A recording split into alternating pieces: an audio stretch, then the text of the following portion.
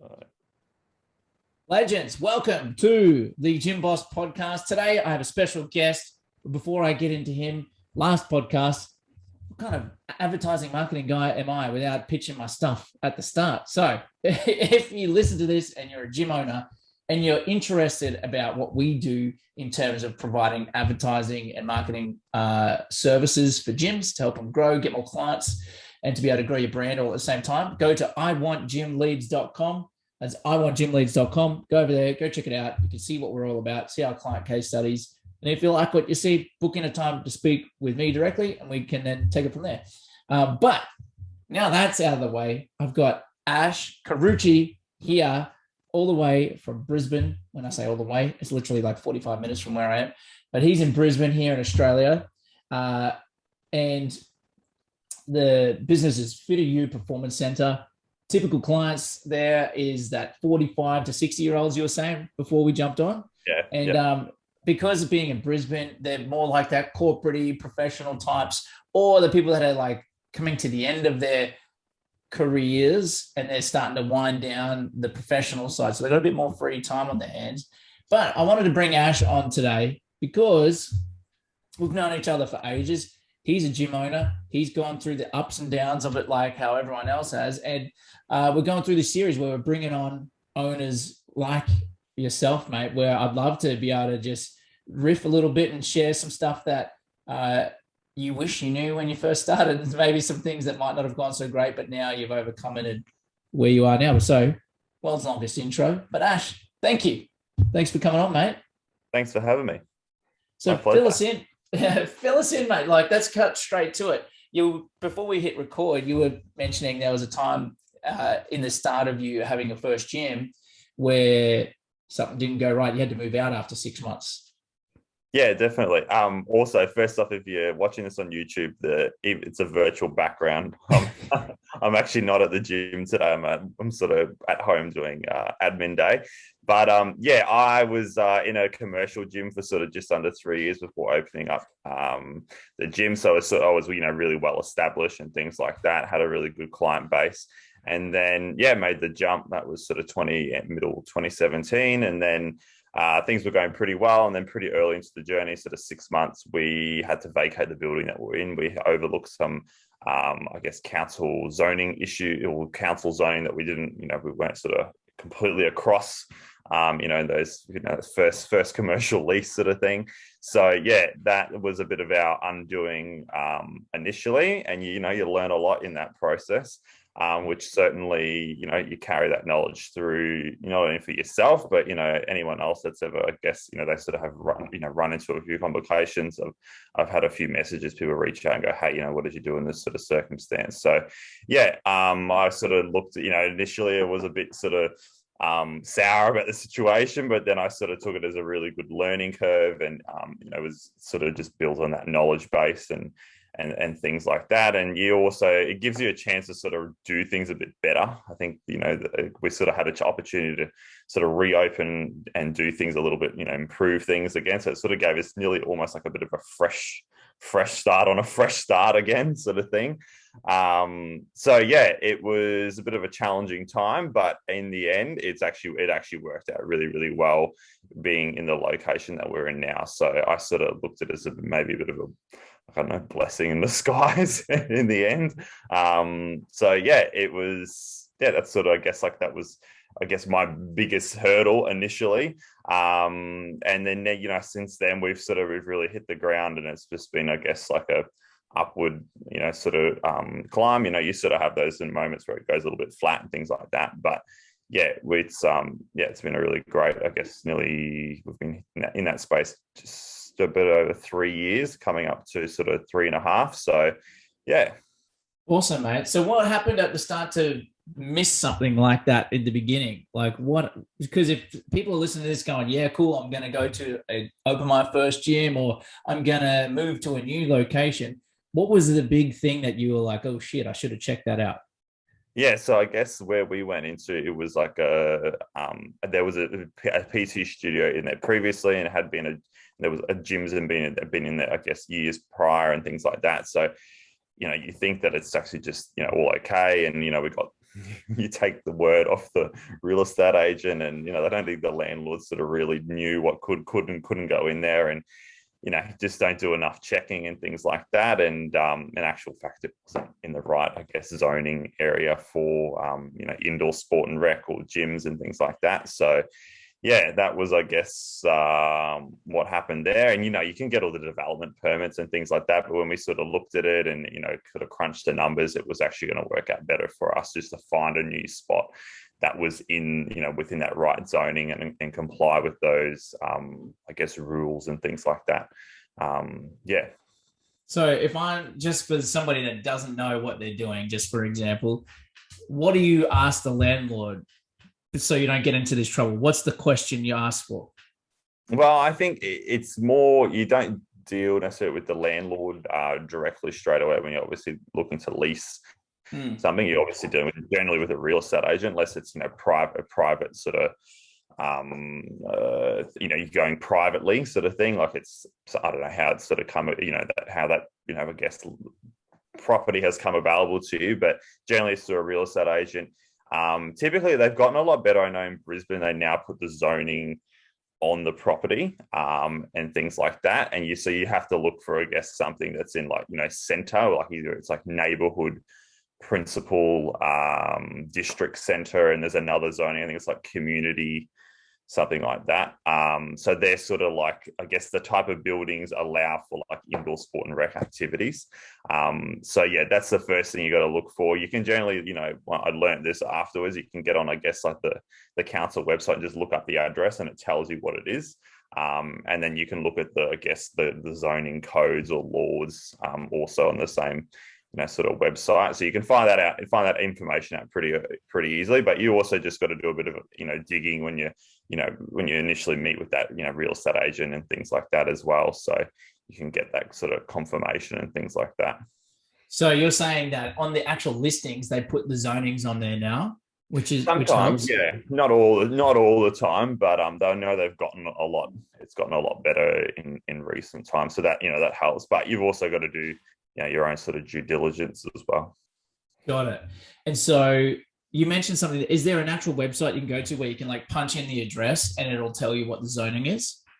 Yeah, from my knowledge, I haven't had to do it for a while, obviously, but it's like PD Online, I think, Brisbane City Council, and I think a lot of the councils actually have it. I know Gold Coast also, I think, has a similar sort of setup, sort of search engine. So yeah, they've actually made it quite easy to do it. You just have to know that, I guess, to do it. Yeah, well, add that to the checklist, guys. Like, has it got the square meters? Yes. Is it going to, fit all the squat racks that you like? Yes. Can I actually put my fucking business in here in the first place? Let's check the zoning before we actually move in and sign a lease. Did you have to like pay a break lease fee or anything like that, or did they, because of the zoning, they sort of? Yeah, because of the zoning, we actually were able to get out of the lease. It was actually a pretty easy. It was actually a really easy process, I guess, when we had to, break lease early, because I think we'd signed like a 2-year lease to start with, and the landlords were actually really, really good. They even sort of let us. They had like another building in front of that one. They said, "Oh, you can just move all the equipment out of there and put it into that front building. We're not using it," sort of thing, until you find somewhere else. Save you, putting it all into storage. So we were really lucky, to be honest, that we had even though it was hard, it was also, there was a lot of things that made it a lot easier as well. So yeah, we sort of probably came out of it. I've heard some more horror stories, but we were sort of lucky, I guess. The exit out wasn't that bad. Dude, that is so lucky that they were actually somebody with a bit of just common decency. It just gives you hope that there is sort of those type of people, out there, things like that. I've heard some shockers, especially property. Yeah, I've heard some shockers, especially obviously with the agency. I speak to multiple gym owners every day, and there's one particular guy I know. I won't say where or his name or anything because he doesn't want it public, but man, he had a terrible, terrible time over the very first lockdown that happened in like March or whatever, and was trying to get out of his lease because they were making him pay and continue to pay, and it was like 30 grand a month or something crazy. And so he ended up having to pay like 200K to break the lease, and it nearly bankrupt him. It nearly completely bankrupt him. That was purely because the landlord was just being a dick, like straight up, wasn't giving him any rent relief, anything. So, man, you were very lucky, very lucky. Yeah, no, 100%. We realized that very early on. So, yeah. So good. So that was ages ago. What's been happening in the gym now? Like, fill us in a little bit, because I mentioned that you guys are, those 45 plus sort of range. Yeah. What's happening at the gym at the moment? What's some cool new stuff that you've been doing? Yeah, I guess it probably was only really at the start of the year that we really, I guess, went in and went, right, this is the real demographic. We've always known it was there, but we've sort of just kept it too wide, too broad and things like that. We're like, right, we need to narrow it down so we can, I guess, like change things on the website, make, the images more applicable to that demographic, change the wording, things like that, how you actually talk to that audience and like all your content and, I guess the different businesses that you connect with, like I guess like partnerships, like physios and things like that. They've got a good awareness of who your clientele is, because they often have that type of, they'll get like, an example, like a physio, they'll get their patient to a certain point, and they're like, now you just go and do some really good weight training, and they're like, well, I don't really know of any gyms that I can just go and do that sort of thing. Yeah. So yeah, it sort of really helps to know where you need to go to, I guess like the different avenues you need to go to from a marketing perspective and things like that. So yeah, we've found like since really doing that, I guess we've now shifted a lot more to like, I guess probably, I reckon 85% of our clients are in that demographic, which then it makes it a lot easier when you get more of those people come to the gym. They're seeing that that's their sort of tribe, they're in the right space, which obviously then it's going to have it's easier from a sale perspective. They're going to sign up because they're like, they're in a safe space essentially. Yeah. Well, it's smart. It's niching down, right? That's what that is. It's niching down. There's a couple of things that I want to talk about that, because now we're starting to talk about marketing stuff, and this is the shit I geek out on. But what was the thing that made you go, oh yeah, okay, let's change. Let's go all in on this demo. I changed, I guess, like change business coaches and things like that. And I was having a good chat. I remember even just on the initial call that I was doing.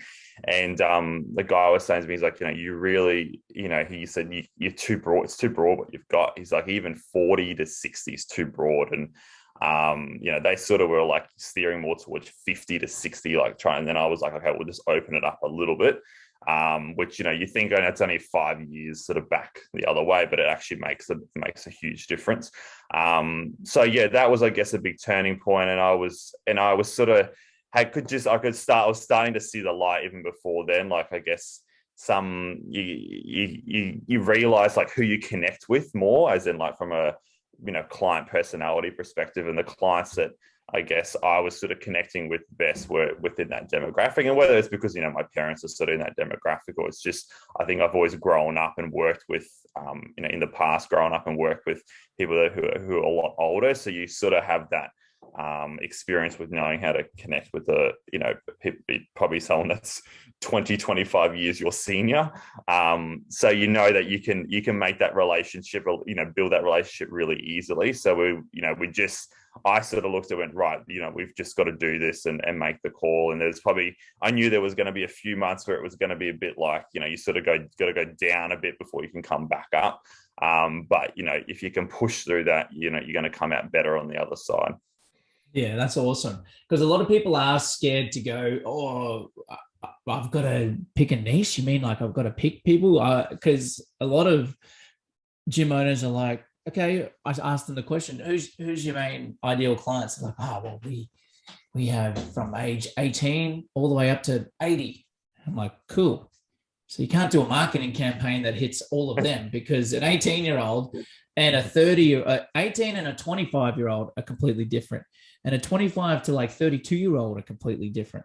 And 32 to 40 and so on. And like, they're not the actual brackets that you would advertise to, but I'm just using that for an example. Yeah, but it is a very smart play. And also, in my professional opinion, from what I've seen through advertising and sales for gyms, is the 40 plus market or 45 plus market is like an open playing field for people that want to deliver a great service. You can really dominate because a lot of people, it's like the 80-20 thing. From what I see, 80% of the gyms are trying to target 20% of the population.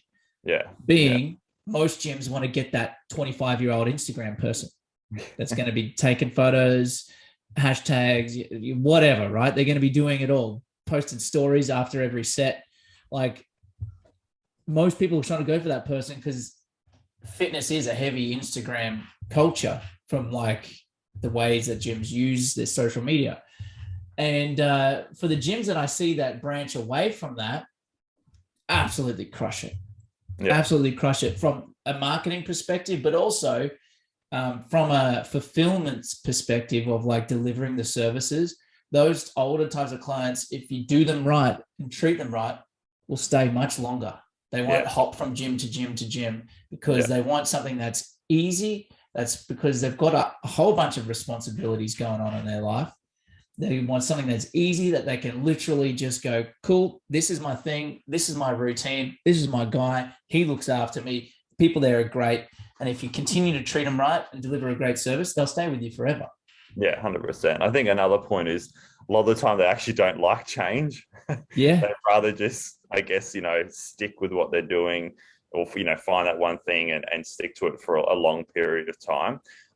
So yeah, you're 100% right. It's, and I have found that, I've got clients that I think like our average client lifetime span is like just under 2 years, which just goes to show like, once they sort of get in the door, they're like, oh, this is actually a really great service, and they're really enjoying, not only the community and the people they're training with, but they're always seeing results in some perspective, whether it's, body composition or, their strengths, going up, and they can see that, actively through the tracking that we do, or they're seeing their fitness change, or, they notice that their technique is better and things like that, that's going to keep them, coming back for more. And, I guess they buy into that education process as well. They want to just keep learning, and I guess like trying to make their health and fitness, a lot easier rather than more, necessarily like so much like a chore.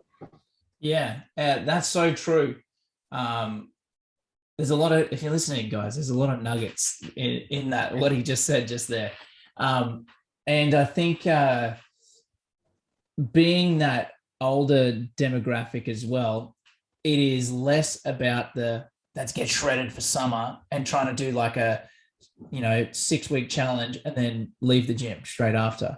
It's more about health and fitness and longevity, having extra years on the planet, having better mobility and just general enjoyment of day-to-day life. Sure, if they drop a few kilos, like that's awesome, they love that, but that's not their number one. Their number one is like, I want to feel better. I want to have more energy. I want to not feel like an old man or an old woman. Like I want my joints to feel better. Yeah. And when you have clients like that, that's like a lifestyle. Yeah, versus 100%. Just that short-term thing, right? Do you find that as well? Oh yeah, definitely. Like, we do challenges and things like that. We got one that just sort of started last week, and we should have even changed the direction with that this year. We only do 2 main, I guess, challenges, one at the start, one at the end, purely from I guess people don't get in that mindset of, they're living from challenge to challenge. Like I guess a time focused period is really good because it really allows you to, set some goals, really work towards them, or, try and use that time period, focus period to really reestablish some habits and things like that, or, establish better habits. But it's not necessarily going from like, okay, go hard for, we do 60-day challenges and then like, you fall off the bandwagon and then go hard again, sort of thing. You're doing that yo-yo. And, I always say that to people, I'm like, okay, it's really, a challenge is really great, but you got to look at it from a sustainable standpoint. You got to focus on not trying to lose 1, 2, 3 kilos per week. It's about like losing that, 0.05% of your body weight every week, and doing that consistently over a long period of time is going to have a much better long term. Is going to be a lot better long term than trying to do something short, sharp, and that's unsustainable. I have this old saying that to get a drastic result, you need to do something drastic, but it's also going to have drastic repercussions. Oh, damn. Have you watched I'll need that dropping bombs noise. Say that again. So to get a drastic result, you need to be doing drastic actions, but you're also going to have drastic repercussions after it, or potentially drastic repercussions. So that's not just fitness.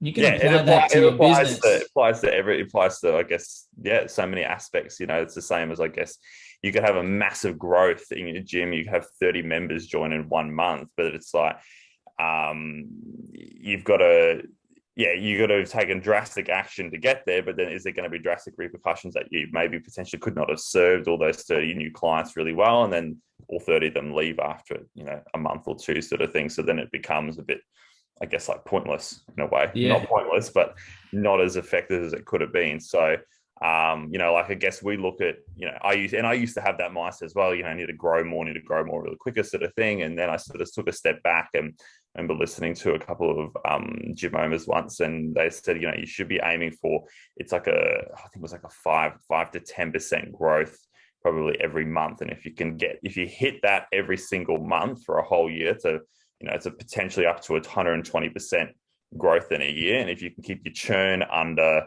I think, like 5%, they're like, you're killing it. Like you're growing. So yeah. So if you've got net growth of 5% per month, accounting for churn and everything, if you've got net 5% growth, then you're doing good. Yeah, exactly right. Yeah. Like you're doing all right. Like, and that's true. I think the older I get, because how old are you? I just turned 30. Oh, dirty 30. That's why you got the dirty mo as well. I like it. No, I had that was a sort of COVID lockdown growth. Well, I'm on the upper end of the 30 scale, getting closer to the 40. I'm almost, getting into your bracket of ideal client, but not quite. But the older I get, it's like the more that you do something, you have learning lessons of how many times you've messed something up, and then you learn, and that learning lesson from your stuff up is what they call wisdom, apparently, right? So the longer I'm in business and the older I get, the perspective of thinking long term with making decisions based on the long term versus the short term are becoming more and more apparent to me, of like why that's such a good thing. And a lot of people think of like that drastic short-term focus. If you think short-term, you'll get short-term results, and you'll have short-term drastic, like, what did you say? Repercussions. Like that is so on the money, mate. That is my snippet I'm taking from this. Like there's always one thing that I take where I'm like, damn, that was good. And that was it, man. I'm sure, but well, no pressure, but maybe you could drop another bomb halfway through. I'll try. But applying that same sentiment to a business perspective, like what you said, if you can have, like we say this to our clients all the time as gym owners, as fitness professionals. Hey, look, you're not going to drop 20 kilos this month, no matter how much what you do, unless you go get some lipo or something. Like that's drastic, right? And then we always preach, consistency, daily repeated actions over time is going to get you the result. We need to then take our own advice as gym owners and fitness professionals to be like, shit, okay, well, let's apply that to our business. Let's not try and go from 100 members to 200 members in, 2 months. Like that's going to probably break your relationships, break everything else around you. If you could then instead go, well, let's get 100 members net growth this year. Now you're onto something, because that means you've doubled your business in 12 months. Speak to anybody in any other industry, in any other sector, whether it's professional services or wherever, right? If you tell anybody you can double your business in a year, that's insane. That's insane. If you do that, you are a god, like insane in a good way. It's nuts. So we need to set realistic expectations about the long term, and that's play the long game. It's like the marathon, not the sprint analogy, right? Yeah, definitely. And I like for us, I guess from like June to probably, or like winter pretty much, we had a growth of, I think it was about 13 or 14 new members, which is, for winter is like one number is really good. But I think it was a consistent, like I haven't had, that was probably the most I guess, consistent growth I had like from month to month for, quite a long period of time. So, yeah, and I was happy with that. I was like, I don't want it to be, I guess when I sort of came into a bit more at ease, that I was like, stop trying to aim for this, 20, 30 new members a month sort of thing. And I was like, focus on, getting a few, really servicing them well, making sure that, their startup is really good and get them on the right track, and then keep building on that. It makes yeah, I guess my mentality sort of changed towards the whole, how much you should grow by each month sort of thing. I like it. And you mentioned, to go back to something where you're talking about the challenges with your clients and how you've changed your perspective on that. I think there's a lot of people that would like to know, because you're right. There's a lot of truth into what some people think of saying, well, I don't want to advertise a 28-day challenge because I just don't want people just to stay for 28 days. And I agree with them. But I also will have to go on the opposite side of the table and say 28-day challenges do work as long as you know how to sell it and fill it and structure it properly. Yeah. It's like doing a 7-day free pass. I used to think they were horrible. They are horrible if you use them wrong. If you use them right, they're a great way to get people in the door that might be not wanting to commit to a challenge. They just want to dip their toe in the water, see what you're all about. And then as long as you structure it properly, as you said, you can win. So what's your advice to people now that what have you done to get that long-term thinking process for your clients so they don't just come for that 6-week, hit out, a 6-week challenge and then drop off? What are you doing to get people to stay? Like, what's your strategies and what's your systems you have in place to ensure that they stick after the 6-week challenge? Yeah, I guess I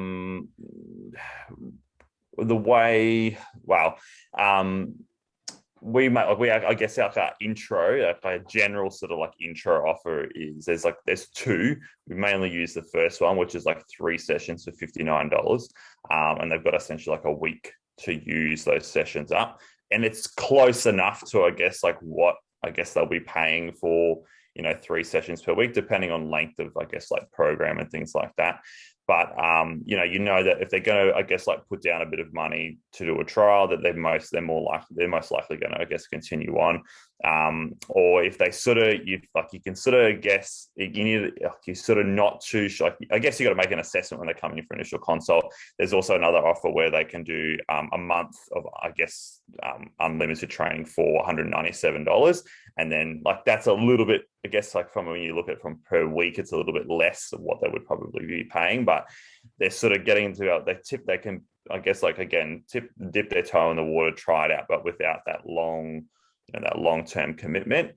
But yeah, I guess with the challenges, we find that we have a lot more, I guess, like existing members do them more than we do. Like, we don't get like a massive influx of new people every challenge. We'll get maybe like 3 or 4 new people, and maybe you get maybe 2 or 3 old previous clients come back that maybe are on had a 12 months or 18 months hiatus sort of thing, and they're needing something to, I guess, I look at it as I guess the challenges, I look at them as a gateway, where it's like a gateway to either getting them, started or restarted, or it's the gateway to them re-establishing habits, good habits, gateway to, I guess, really working towards that, a goal that it's in the back of their mind, or they've had it up on the goals board, which you can sort of see there in the right corner, but they haven't been able to quite get there. They've just, things have sort of gotten a bit in the way, and they haven't really focused, and it gives them that chance to really go, right, let's, set it, or let's really look at it, really work backwards and go for it. So yeah, we find that, with the challenges, it's more it's like a gateway, and it necessarily doesn't have that, I guess, the wording that we use and things like that, how the landing page is structured and things like that.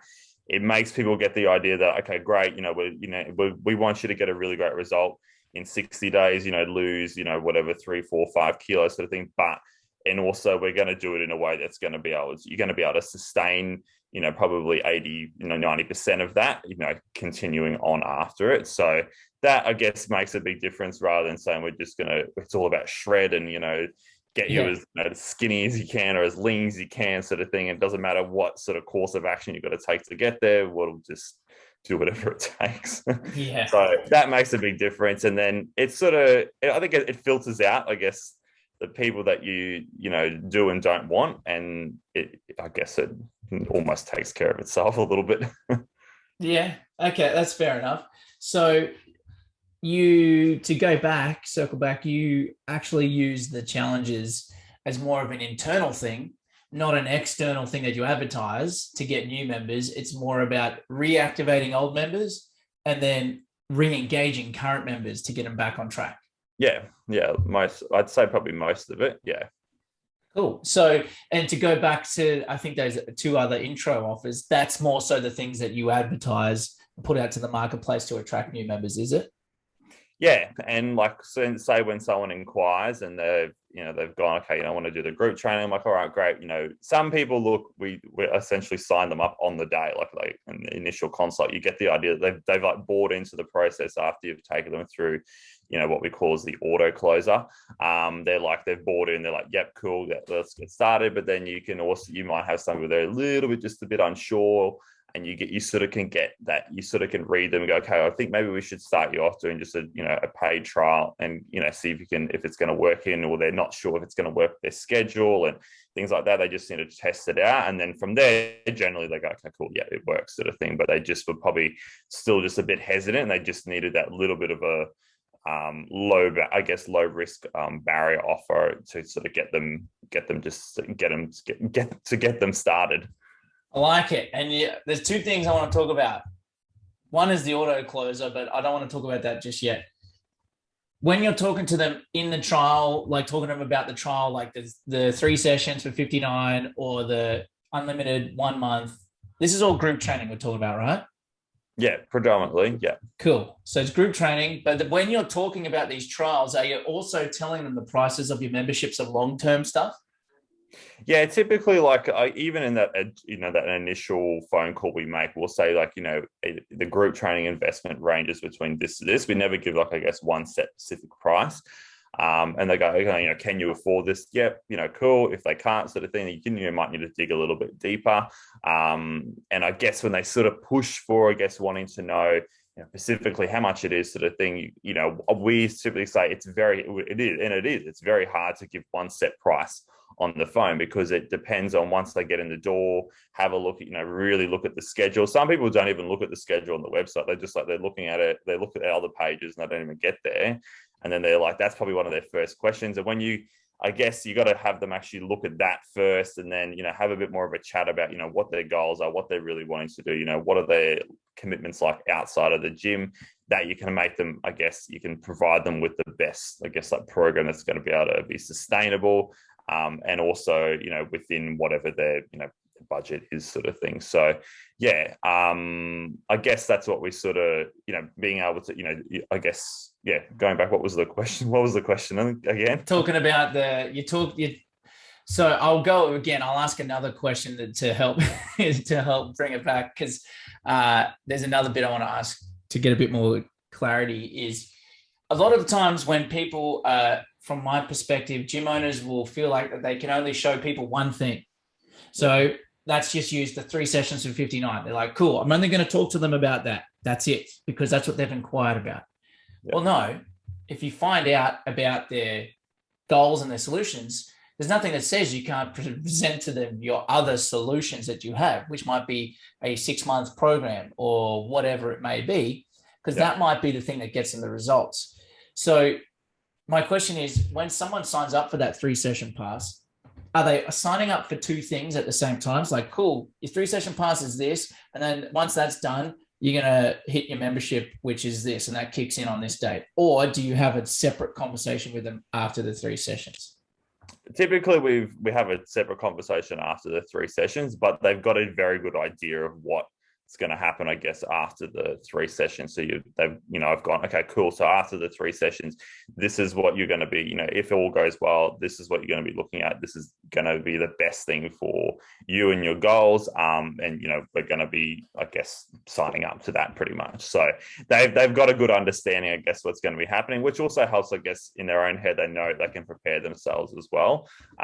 So yeah, they typically, it's a little bit of both. They're ready. They know what they're getting. They're sort of ready for it, and then it's sort of a separate conversation at the end. I like it, because in my experience in sales in any industry is people don't want any surprises. They want to know, and they want to see the future, the clarity of what's ahead. Yeah. If it's uncertain and unclear, then they won't make a decision. But if you can map it out now, then there's no like big, oh my God, membership is what? How much? And it's for this or whatever. Like you tell them on day one, everything, whether they're doing a 7-day free pass or they're doing a 28-day challenge or 12-week challenge or whatever, you still tell them what happens after that and how much it is, so they know what to expect and there's no big surprises. So auto closer, everyone's dying to know. I'm dying to know. What is it? Fill us in. It's essentially like, it's probably about, it's about 8 pages, I think. And it's a really, I guess, well curated, designed PDF, and it's like got obviously all our logo color, all our branding coloring through it, and things like that. And it goes through, I guess, like the 5 different steps to helping you achieve your health and fitness goals. It has like some before and after photos in there, testimonials, things like that. It gives a little bit of information about us. We've got, over 500 5-star reviews. We've been around this long, sort of thing. It gives them a bit of idea of like length of the length of the program, depending on, I guess, their goals, motivation, things like that. And then essentially has the different options that we have available, like whether it's 3, 6, 12 month. And I guess we've got we have 2 main options, I guess, available 3 or 4 sessions per week. And if we need to sort of adjust and work backwards, and there's another separate page that's got, I guess, sort of drop back. Your downsells. Yeah, exactly. So you don't sort of have too many like on that one page, and then we sort of go, okay, this is the one we sort of think is going to be best for you, and it's X sort of thing. So yeah, got it. So essentially, it's like a pitch deck. Correct. Yeah. But you call it the auto closer, but you don't call it to the client. Hey, take a look at this auto closer. What do you call it to the client? We typically just say, this is like the 5 steps to helping you achieve your health and fitness goals. And getting the best results. So this is like, if anyone in the marketing world or whatever has been around for long enough, you may have seen or heard, and you guys, if you listen to this, you know that I'm a big fan of a guy called Frank Kern, and he's one of the OGs of digital marketing. I think he started in 1999 or something like that. Yeah. But he never, ever, ever uses testimonials. What he uses is, he calls it the oldest trick in the book, helping them by actually helping them before you even try and sell them. So meaning like he gives them information and he gives them like a demonstration through before asking for any money. And that's essentially what you're doing as well, which is helping them by going, here's actually the 5-step method. The FITA-U 5-step method, or whatever you call it, right? And then you're educating them and then peppering in a few testimonials. So you 100% use testimonials. I agree with that as well. I think you're the second person I spoke to in the gym space. One guy was, I don't know if you're familiar with him. He's in WA, Tim Frey. He has a gym over there called Helix Gym. And he's the first guy I heard about in gyms using an actual like pitch deck. And he reckons it's great because it's easier for people that are not so good at sales to be able to then, it's almost like having a script without having a script, because do you go through it with them, or do you give it to them? And look, I honestly found it made a big difference as you don't feel like you're selling. Like it feels so much more like just fluent, and just like you're actually educating the potential client on how you're going to get them to their goals. And and it's also when you have done like a really good initial screening, like you've sat down and gone through their diet and things like that, and you can see what they're doing and the things that they can improve on. You can actually provide them with, I guess, like information then and there, going, right, well, if you actually did this, made this small change, it's going to make a big difference. And they're like, oh shit, like, I could actually, that's actually doable. I could do that sort of thing. They can actually really see that you've got the knowledge there and you actually do care about them getting to where they want to be, rather than just, being very like roboty and just presenting this like script and there's no, I guess, like further information going with it or education. So yeah. I love that. That's really cool. I want to chat to you more about that offline, by the way, because there's something there to be able to help people close more deals. But I think it helps. Like the education piece is huge. And if you can combine it with visual and have like a same step method that every single new potential client goes through, so it's not different for each person. You have like the system to go through here. Step one, we do this, we do this, we do this, we do this. And then it's the logical, like you're not giving them one option, you're giving them two options or three, even 3, 6, and 12 months. Yeah. Yeah. Yeah. And then you're just basically like, so which one do you want?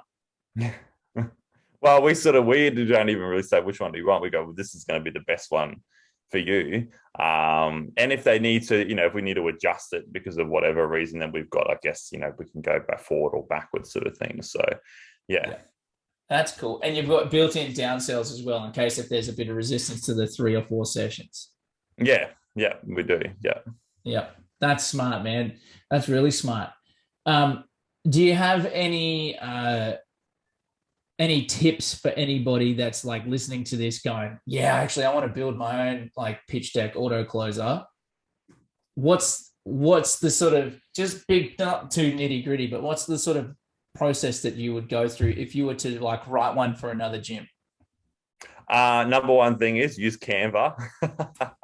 Yeah. Okay. It's like the easiest thing, I don't know what you call it, like image creator, like it creates images, infographic creator that you can literally use. I have used Adobe Photoshop in the past, and look, I'm pretty proficient with it for someone who's not a huge tech guy, but honestly, the layers and things like that used to just drive me up the wall. And then when I came across Canva, I was like, this is just like a godsend. And it's gotten even better. Like it's gotten so much even easier. You can now schedule social media from it. You can put videos in there. You can, like, it's pretty much like a video. It's so good. We use it for the agency exclusively for all our ads and videos and everything. So if you guys don't know what it is, if you guys don't know what it is, it's literally canva.com. You can get a free thing, and the free one's pretty good.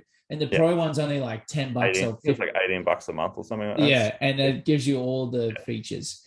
So go check it out. The first thing I would say, use Canva.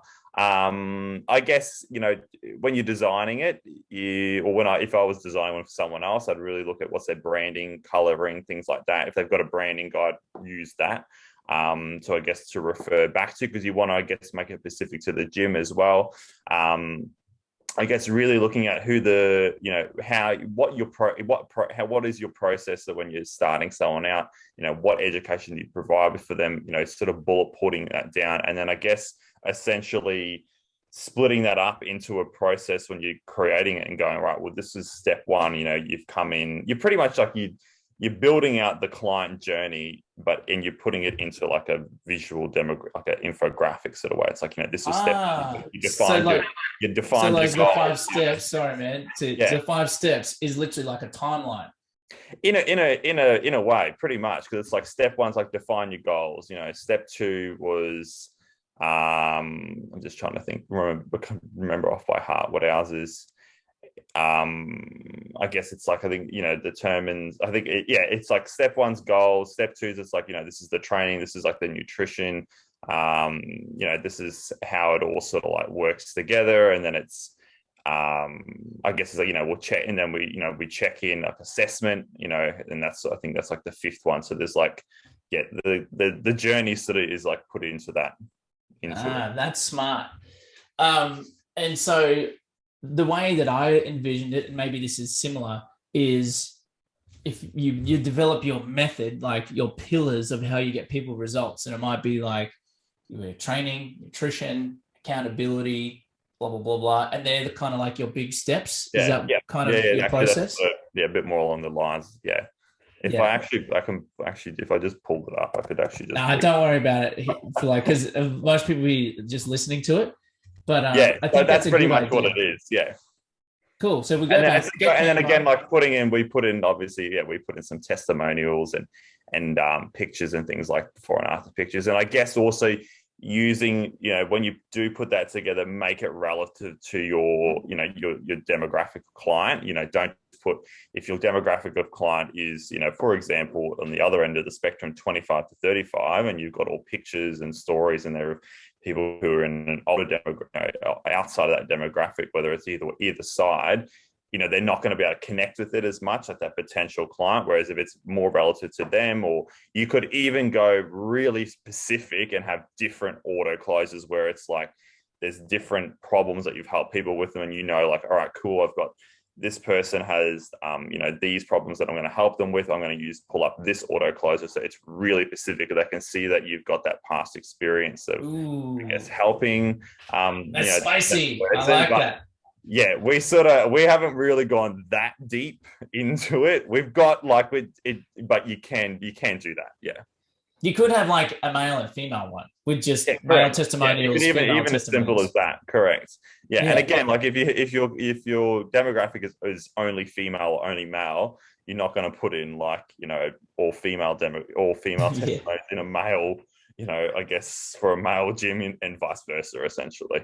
Yeah. No, that's actually really smart, man.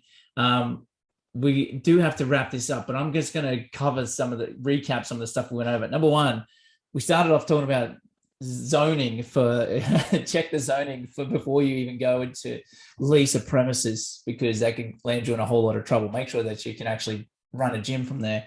Then we spoke about niching down. So the power of niching down, because then that increases the power of your marketing message and also increases your sales likelihood of closing more sales and keeping people, because it's more like them. The long-term versus short-term. What was the quote you said about drastic measures? Say it again. So to get a drastic result, you need to take drastic actions, but then there's also going to be drastic repercussions.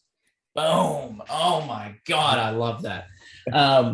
Then we spoke about doing the challenges, but you actually use the challenges in the gym more so as a client retention tool. Gateway sort of thing to really, working towards some serious goals. Yeah. Yeah. So like to reactivate old clients and to like re-engage existing ones. And then, which was really juicy, the auto closer.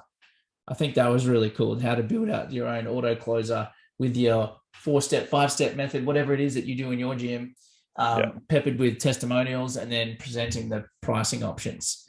That's really cool. And is that something one final thing?